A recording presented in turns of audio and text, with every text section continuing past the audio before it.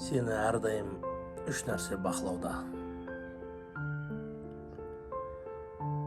Жоғарыда Алла, ішіңде ар намысың.